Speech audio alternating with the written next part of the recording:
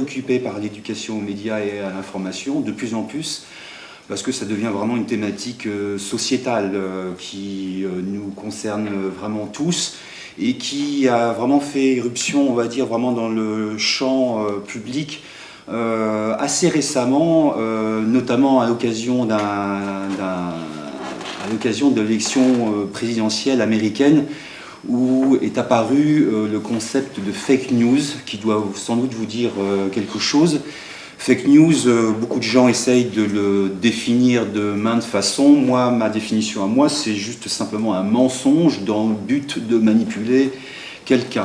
C'est apparu aussi au même moment d'autres concepts comme ceux de faits alternatifs, des expressions utilisées notamment par les porte-paroles et les conseillers en communication du président américain. Et dernier concept à peu près équivalent, c'est celui de ce qu'on appelle la post-vérité, qui est une expression qui est entrée dans le dictionnaire d'Oxford l'an dernier et qui, grosso modo, explique que la perception d'un fait est plus importante peut-être que le fait lui-même. Je vais un petit peu au-delà de ça évoquer le contexte qui nous a incité à faire ce numéro spécial donc sur les théories du complot, mais qui aussi est sur les fake news et aussi sur les mythomanes. J'en ai apporté quelques exemplaires que je vous laisserai à la fin, parce que si je vous le donne maintenant, vous allez le lire et vous n'allez pas m'écouter. Donc il sera ici. Le contexte, donc, c'est celui, comme je vous l'ai expliqué, de l'apparition à l'occasion notamment de la présidentielle américaine de cette notion de fake news. C'est aussi, d'une manière plus générale, une sorte de défiance croissante envers toutes les institutions. Les institutions, c'est par exemple vous, les enseignants, c'est nous, la presse, ce sont aussi les scientifiques, ce sont aussi les politiques. La presse, c'est par exemple un baromètre Télérama exprimé chaque année, où on voit que d'année en année, la confiance du public dans les différents médias s'érode peu à peu. Ce qu'il faut comprendre vis-à-vis de la presse, et justement aujourd'hui de l'arrivée des réseaux sociaux et du fait qu'aujourd'hui tout le monde peut s'exprimer, c'est qu'il y a encore 15 ans, quand on voulait parler, quand on pouvait avoir un accès au domaine public, on était soit une personnalité publique, on était soit le patron d'un groupe de presse, et là on pouvait s'adresser au grand public. Ou alors, à l'opposé, on pouvait être quelqu'un de très convaincu et éditer un petit fanzine qu'on aurait distribué au coin de la rue dans son quartier. Aujourd'hui, comme vous le savez, avec Internet, tout a été bouleversé. Tout le monde peut s'exprimer. On est dans une sorte d'horizontalité de l'expression.